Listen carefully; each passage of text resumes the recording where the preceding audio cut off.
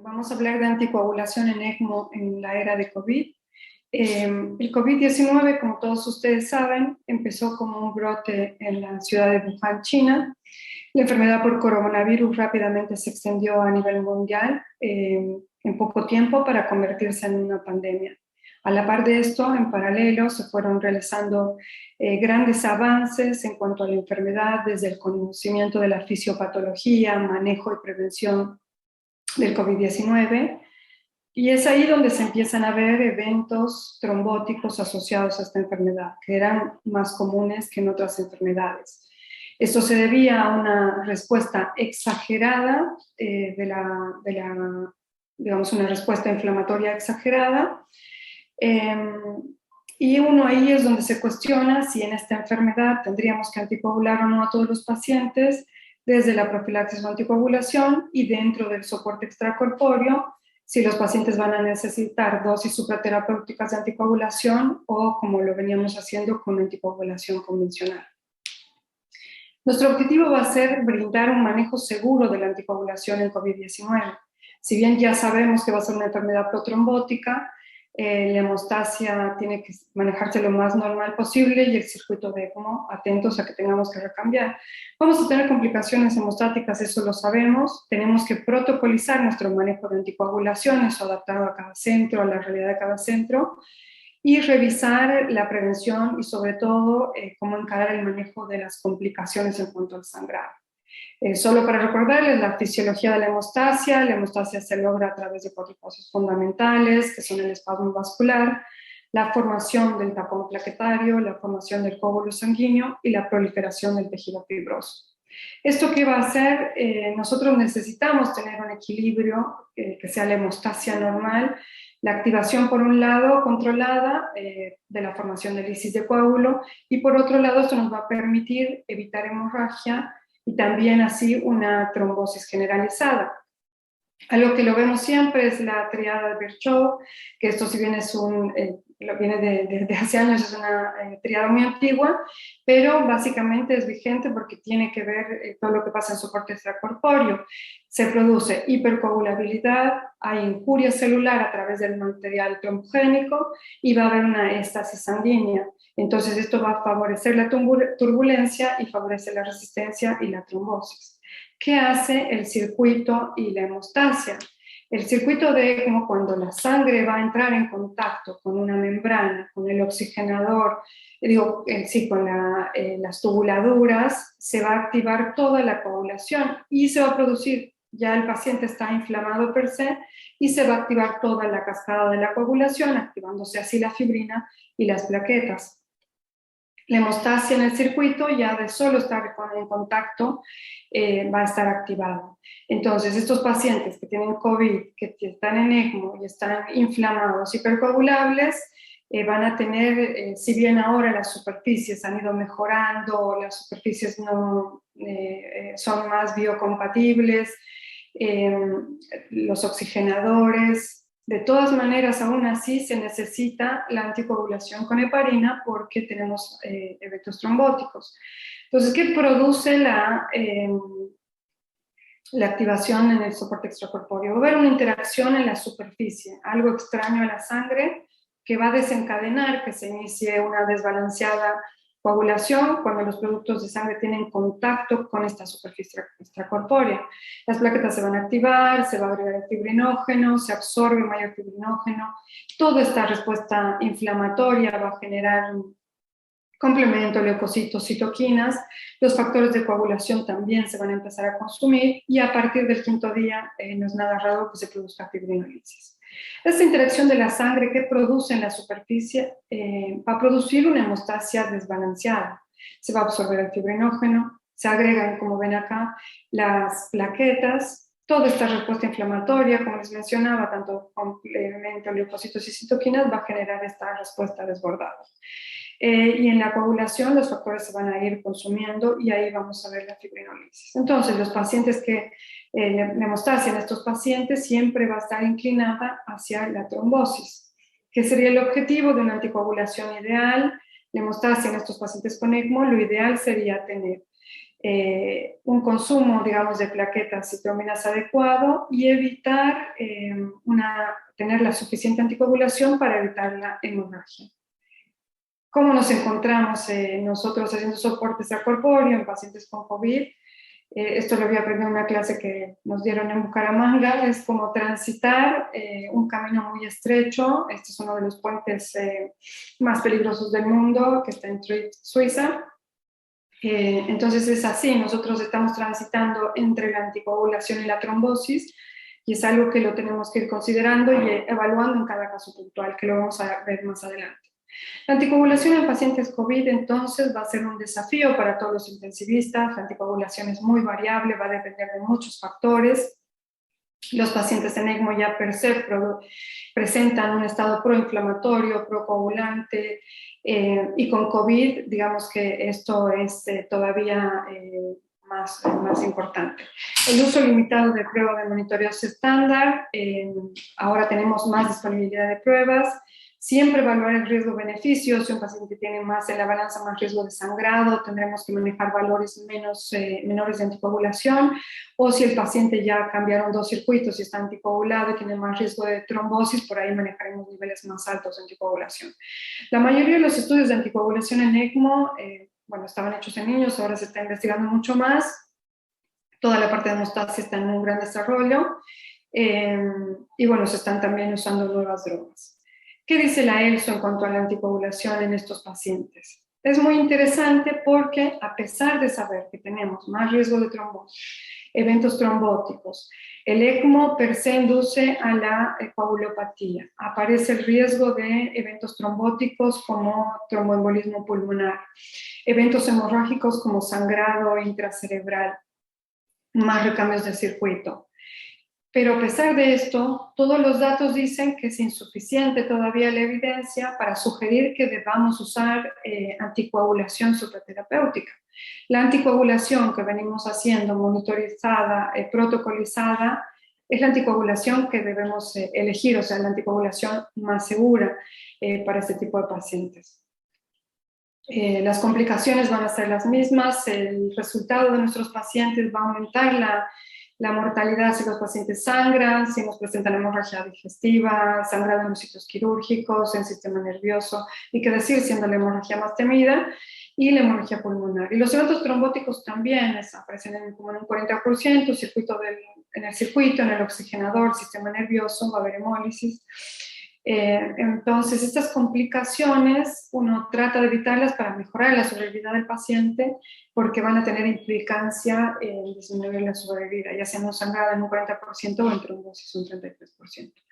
De nuestra experiencia, ¿qué nos pasó en COVID en estos casi 2 años? Fue un gran desafío. Nosotros empezamos la pandemia haciendo ECMO móvil. En total, en nuestro programa tuvimos 28 pacientes que hicimos ECMO, de los cuales nos presentaron un 27% de eventos trombóticos, hemorragias menores un 13%, hemorragias mayores desde sangrado, hemotórax y llegando hasta una toracotomía en un 17%, embolia gaseosa en 4 pacientes, sangrado cerebral como nunca, y esto lo había comentado también Rodrigo Díaz en una charla que nos dio hace poco en el Congreso de Terapia Intensiva en Argentina.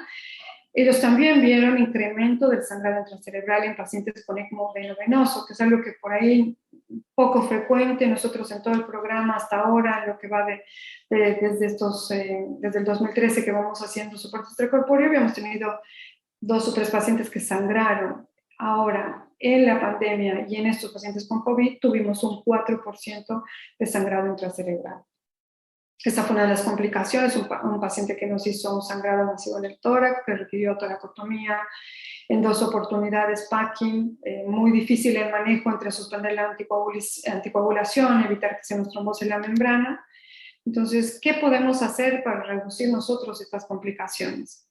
Tenemos que desde ya tratar de entender mejor los mecanismos que se involucran en la hemostasia, todo lo que pasa con el componente del circuito, evaluar y tener pendiente y siempre en la cabeza que en estos pacientes podemos tener 1, 2, 3, hasta 4 recambios, evaluar la disponibilidad de nuestro centro de drogas anticoagulantes, y generar los protocolos, eso sí, ser muy estrictos en tener protocolos de anticoagulación y seguirlos muy de cerca y adaptarnos a cada realidad. No es lo mismo estar en Latinoamérica que por ahí en Estados Unidos o Europa, donde van a contar con otro tipo de drogas, donde va a estar más estable la anticoagulación.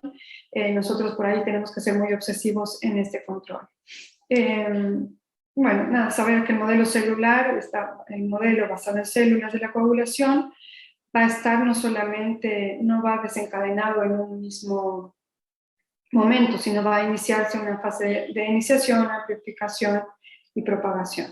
El patrón de coagulación óptimo, esto lo irán viendo en distintos programas de cada centro, pero por ahí somos cada vez más permisivos. Antes sí o sí necesitábamos 10 de hemoglobina, y si transfundíamos a los pacientes persiguiendo este objetivo, por ahí eso ahora ha cambiado y necesitamos por ahí solo 7 de hemoglobina. Como les decía, dependiendo en qué situación está el paciente, si tiene mayor riesgo de sangrado o ha tenido eventos de sangrado, por ahí uno va a tolerar que tenga más hemoglobina. Las plaquetas también, nosotros decíamos tenemos 80.000 plaquetas, es nuestro límite. Si tienen menos transfundimos, pero hemos ido corriendo estos límites, que por ahí 50.000 también es un buen número, sin exponernos a un sangrado espontáneo. Esto sí, controlando el laboratorio dentro de las horas, cada 6, cada 12 horas. Sí, con el fibrinógeno tenemos muy en cuenta siempre, si las plaquetas están por debajo de 100.000, tenemos un objetivo un poquito más alto del fibrinógeno, alrededor de 200. Si el fibrinógeno está por debajo, digamos, o las plaquetas, perdón, están mayores a 100.000, tenemos un nivel un poquito más bajo de fibrinógeno. Y lo dosamos siempre, una vez al día por lo menos. Entonces, otra cosa que tomamos en cuenta durante la anticoagulación es, bueno, durante la pandemia de COVID-19 nosotros hemos tenido todos los casos de ECMO veno-venoso, no tuvimos ECMO veno-arterial. En el ECMO veno-venoso sí es importante, si el paciente tiene riesgo de sangrado, tuvo alguna intervención quirúrgica o algún evento que aumente el riesgo de sangrado, se puede esperar 48 horas manteniendo un flujo adecuado. Lo contrario, en el ECMO venoso uno decide empezar para evitar riesgo de trombosis, pero eso lo consensuamos. Por ejemplo, si el paciente tuvo, que hemos visto muchos casos de neumotórax, colocación de tubos de aumento pleural y por ahí riesgo de sangrado, lo consensuamos con el cirujano para demorar un poquito el inicio de anticoagulación, o si hay mayor riesgo de iniciar rápidamente la anticoagulación.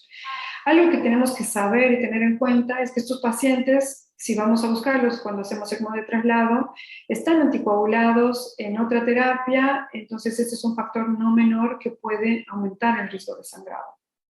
Nosotros habitualmente hacemos el bolo de parina sódica, les damos entre 50 y 100 unidades kilo, pero si el paciente, esto es de buena práctica, si el paciente estuvo con Clexane por ahí dentro de las horas previas a la canulación, evitamos darle heparina ese bolo y se controla en el hospital. Nos había pasado dentro de los primeros ECMOs que hicimos en la primera ola, un paciente que preguntamos si estaba anticoagulado, nos dijeron que no estaba anticoagulado, lo fuimos a buscar, hicimos el bolo de heparina, era un paciente obeso, 120 kilos, y nos hizo a las 12 horas un sangrado cerebral.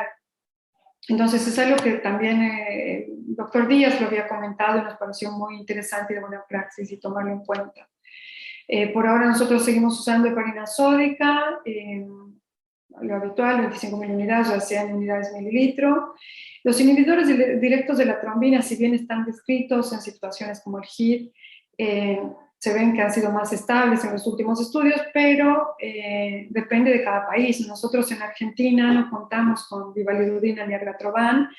Nosotros tuvimos un caso de una paciente con HIT que hicimos el pedido a la ANMAT para que se importe, se hizo el pedido, la paciente en ECMO, HIT, trombosis, recambio de 2 membranas, no podíamos darle heparina, no llegó el argatroban hasta sino cuando la paciente salió del ECMO a los 32 días y tuvimos que buscar otra alternativa de inhibidores directos del factor 10. Bueno, es muy importante el monitoreo de la anticoagulación, digamos que fundamental para que no tengamos complicaciones asociadas a la anticoagulación. Si bien nosotros usábamos en el programa antes APTT, basal, 1.5 veces del basal, pero empezamos a ver que teníamos muchas complicaciones, sobre todo en los pacientes postoperatorios trasplantados bipulmonares. Se nos complicaban con muy inestable el APTT, así que decidimos, y como teníamos disponible el anti-10, empezar a tener más uso de anti-10 y directamente monitorizamos a nuestros pacientes con un rango de 0,3 a 0,7. Como les decía, si en un paciente COVID tenemos más riesgo de que sangre, por ahí vamos a manejar niveles de 0,3, 0,4, si el paciente ya trombosó, mayor anticoagulación, entonces esto es muy variable y hay que ir analizándolo. No es para todos los pacientes la misma regla y decimos anticoagulamos a todos igual, porque hemos visto pacientes que se nos han complicado con sangrados muy graves. Lo dosábamos antes una vez al día, después cada 12 horas por el laboratorio, pero ahora lo tenemos 24 horas los 7 días de la semana, así que eso nos ha facilitado mucho y ha sido nuestro nivel de anticoagulación mucho más estable. Esta era la tablita que usábamos para calcular el APTT y adoptamos este protocolo con los valores que les comentaba, que nos ha facilitado muchísimo el manejo con el algoritmo, el manejo de la anticoagulación. Dentro de las situaciones especiales, no estamos exentos a que nos pase. En esta pandemia tuvimos 2 casos de HIP. Rápidamente cayeron las plaquetas. Una vez que empezó el tratamiento con heparina, se trombosó en una paciente 2 membranas. Así que decidimos hacer el pedido del ANMAT. El ergotrapan, como les decía, no llegó. Y tuvimos que anticoagular con rivaroxaban. Si bien es una droga que actúa directamente para inhibir el factor 10, pero es de uso de vía oral, afortunadamente en el hospital podemos dosarlo, se puede dosar a nivel plasmático, tanto en el pico como en el valle, para poder tener mayor seguridad. Pacientes anticoagularse con una droga vía oral era bastante complejo, y otra cosa que también la paciente estaba en falla renal y diálisis, es más complejo todavía. Entonces, pensar siempre en el screening de HIT, usar los protocolos adecuados. También situaciones especiales que tenemos que considerar, seguramente como todos han tenido la experiencia durante la pandemia, hemos tenido pacientes que han ido con falla renal aguda, terapia de reemplazo renal. Ese es un tema, si se hace la diálisis cuando está acoplada al circuito del ECMO o si se hace, digamos, aparte.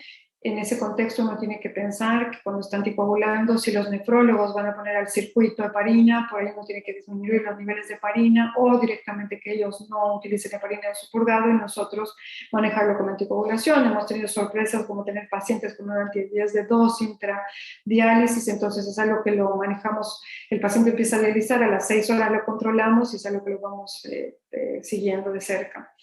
La decanulación, muchas veces ya ni siquiera suspendíamos la heparina, seguíamos con la infusión continua. La heparina no fraccionada es una de las drogas de primera elección, más barata, fácil el uso, fácil el manejo. Bueno, dentro del protocolo de la ELSO tenemos el uso de la heparina, 50 unidades que decíamos en el previo de la canulación, y la infusión que va entre 10 a 20 unidades kilo hora. Los inhibidores directos de la trombina, que ya mencionamos,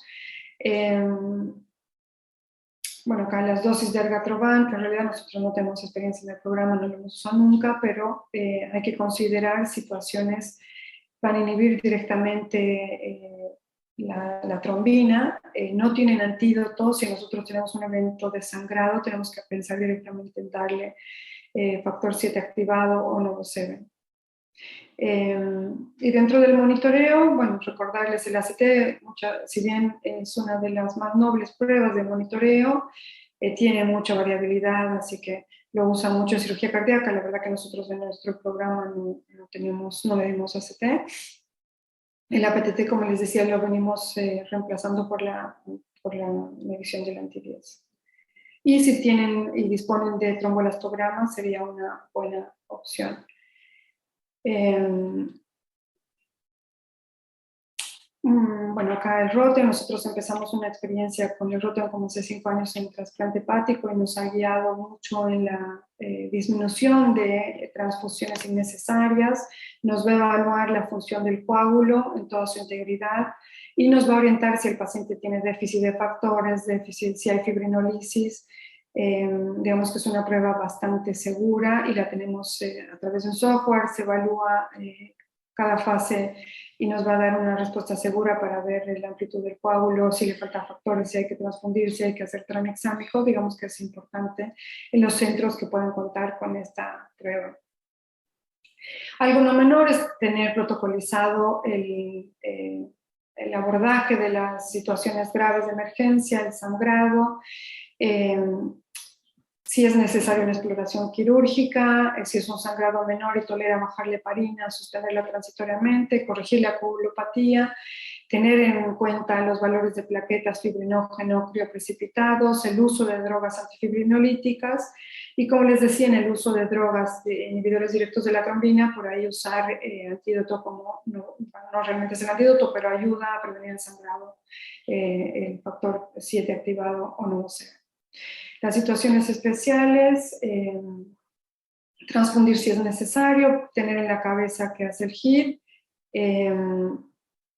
y bueno, siempre estar atentos a que si sale el sitio de sangrado es algo que se puede comprimir, si el paciente está operado recientemente, tener consideración con la anticoagulación.